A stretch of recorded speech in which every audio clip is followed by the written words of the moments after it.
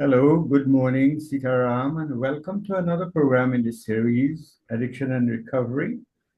I'm your host, Ram Naresh Dwarika, again joining you and welcoming. I would like to welcome all of our brothers and sisters in Trinidad and Tobago, of the Caribbean, and worldwide. All of you who have been following this program, and to remind you, the program is being recorded and will be posted on YouTube and Facebook soon after its completion this morning, so that those of you who are unable to stay with the program for its entirety, you may be able to come back and review it, as well as raise questions in the YouTube or Facebook platforms, and I will respond to them. And you may also be able to use it as a resource. You can send it to a friend or family member who you think might benefit from the content in this program. As I host the program this morning, I want to also say hello to all the friends I met over the last week on a trip to Guyana. I know a lot of them listen to the program, and some of them are actually listening this morning. And and just say that in life we meet people all the time, and they do contribute to our own self-development, and we get an opportunity to share with them and validate our own thinking. So it is really a privilege to be able to share space and time with people. And I again remind our listeners, my personal belief is that nothing in God's world happens by accident. These are all, there's a divine order to things, so that we need to accept it with grace, learn and grow from it. So this morning, I would like to speak about a particular sensitive issue this morning, something that is contextual, and that is the use of online meetings. This is a very good example of how what we consider as garbage today or filth could, with God's help, be converted into fertilizer. And what was a worldwide emergency, the pandemic of the 2020, sorry, pandemic, the has now, resulted in so many other good things happening. And one of those is the fact that in Trinidad and Tobago, because of the pandemic, most of the public institutions, the schools in particular, churches and so on, were closed to contain the spread of the virus. As a result of that, most of the AA meetings in Trinidad, in fact, all of them, were mandated to close up. And most of them were being held in schools. They still continue to be held in schools, and schools being shut for a prolonged period of time, these meetings were closed. I know that there are a few people who began to host private meetings, out of that experience in my own community. Another group sprung up that was holding meetings in the agricultural gardens, and it still continues to function. It speaks to the innovativeness that results from the necessity of a situation. The old slogan, necessity is the mother of invention, and that was a good example. However, a lot of people saw the possibility of using social media, the Zoom platform in particular, to now host online meetings. And I know the churches started doing it as well. A lot of organizations started to do it. And coming out of that, a lot of people, industry, has now turned to online work for their employees. My son, who is in Florida, he's able to work online wherever he's in the world. And I know there are a lot of people now, and this is something that has, without probably planning, has resulted in a lot of family people with children, women with young babies and children, now they can stay home be with their infant and still be able to work. I have a sister in New York who does billings and she is able to work from home. So this is really been something that is catching on. In fact, social media has almost kept everyone connected. So the political parties are using it, uh, organizations are using it, groups and individuals are using it through the chat boxes and all of that. And so this morning I decided I want to pay some attention to the use of online meetings because I have been very, very intimately involved with this whole process in so many different ways, being involved in organizations that could not meet physically. And now, even though we could, we have seen the value of being able to, to do round robin discussions online instead, and so that it has facilitated the growth and the efficiency of a lot of organizations rather than you have to wait to the end of the month, to the monthly meetings, the physical meetings. Now, committees can meet online and discuss things and become much more efficient. And yes, members, of course, there's always the downside to everything. People can lobby each other in their chat rooms and so on and influence decisions. So this morning, I thought I would discuss the pros and the cons of the online meeting, specifically when it comes to Alcoholics Anonymous. And I will discuss some of the benefits at first. And we also want to look at some of the disadvantages.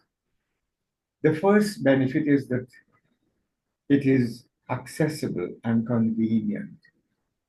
Now, in the old days, when we only had physical meetings, and I'm saying this because I know a lot of people reacted initially. You know, some people were even saying, but look, this thing will really mash up AA and the fellowship will, be destroyed. And a lot of people feel threatened because the fact is, change is always uncomfortable. Small changes, even big changes, they're all. Once the status quo is challenged, a lot of people react. And those people who are, I would say, resistant to some extent, reluctant to change, will always see it as threatening. And so AA went through that and is still going through it because the online meetings, I dare say, has not been fully integrated into the body politic of AA. Some people are still very non-accepting, I would say. They're not comfortable with the online meetings and the possibility of having them as another format that could be integrated. In the United States, where it started, I know the online meetings now is fully integrated with the local meetings, the administrative bodies like the General Service Office.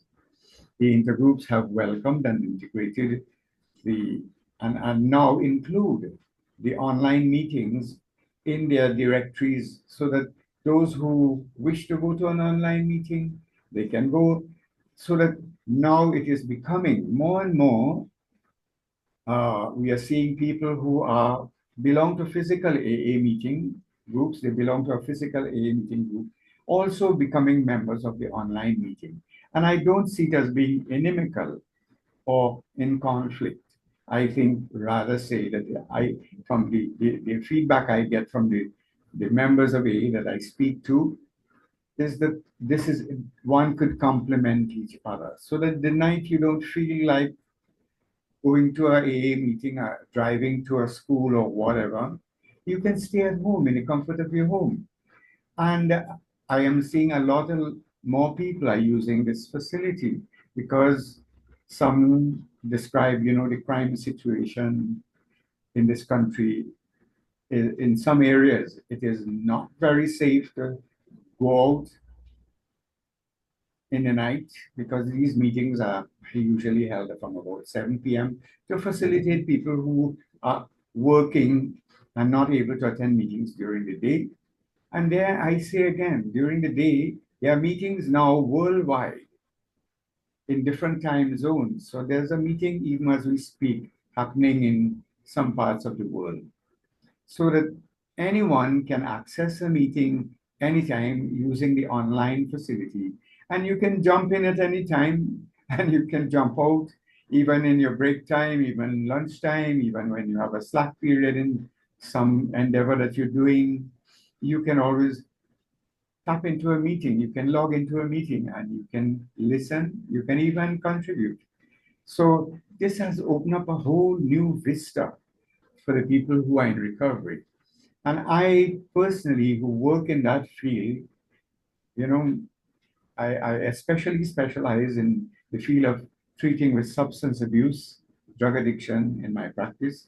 In fact, after this program, I have quite a sizable list of appointments of people to see who are in treatment, who are in recovery, and some of them, of course, are there for acupuncture for various other reasons, arthritis and stroke and all of that. Acupuncture has been found to be very effective in treating these and has no side effects, but that's another story. So coming back to the online meetings, a lot of people are now seeing the convenience. It is very, very convenient, you know, and it overcome a lot of geographic barriers in that now you can stay in Trinidad, in the city where I am, and you can attend a meeting in New Zealand, in South Africa, in India, in the United Kingdom.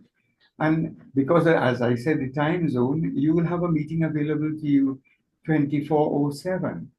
And that, for people in recovery, is a lifeline. Because sometimes, a person in recovery could be facing some crisis, the sudden loss of a loved one, an estrangement, a foreclosure, and a mortgage, an accident, an injury, illness. And, in those times, you need this support group. You need to talk to people who identify and relate to what you're saying. And the online meetings have become a lifeline in that regard. So that any hour, if you're having the urge to take a drink, rather than walk down to the rum shop or go to the cupboard, you can log into a meeting and you are going to be assisted to get over that urge. And as I say that, urges only take a few seconds. You know, um, it estimated an urge will last about 7 seconds. And so that is all you have to do, ride it out. And to deal with urges, of course, there's standard ways. One is keep your stomach filled. Second is speak to someone, log into a meeting, you know, uh, eat something sweet. As a lot of people have described that they can have something sweet and it will prevent them from continue with it. It will mitigate the urge. So that I know I can see someone calling me to send a message. Please text your messages at this point in time so I can deal with it. Yeah. So that the online meetings do not have geographical boundaries as the physical meetings. If I had to go to a physical meeting, I will have to drive up to the school here. And I mean, thank God in Felicity, we have 5 physical meetings now on Saturday, Sunday, Monday, Wednesday, and back again on Friday. So that the physical meetings are not far in this community, but in some places it may be a distance. And I want to say not everyone is fortunate, especially people who are in initial stage of recovery. A lot of times they do not have their own transport. And it is not all that safe to be walking to a meeting in a time like this. So that the online meetings have proven to be a lifeline for a lot of people. It is also, as I am I am using the Zoom platform here to do this program as well. I have the possibility of recording it and posting it. So the online features now present a whole new array of tools that we can use to facilitate the meeting. And as I said earlier on, a person in recovery working with a new person or trying to assist someone else can always give them the ID number for the meeting. Almost everyone, and I know even vagrants now have telephone in this country, you know, and most people, there's hotspots everywhere and you can get access to internet and so that you can log into a meeting and you can benefit from the meeting. And, you know, I too attend these meetings when I can. And I attended an anniversary meeting of a group, Circle of Reflection, last night. And what is so obvious is that these online meetings are attracting a lot of young people and girls and women in particular. This was a feature and continues to be a feature of concern in the physical meetings because traditionally I'm aware that women never felt very comfortable going to physical meetings because of the predominance of men. And men in recovery sometimes behave in an inappropriate manner that can make a lot of women feel uncomfortable. And it is not the easiest thing for women to speak about their issues relating to drug addiction in such an environment with so many men. There's always the worry that you're going to be judged or you're being looked down upon.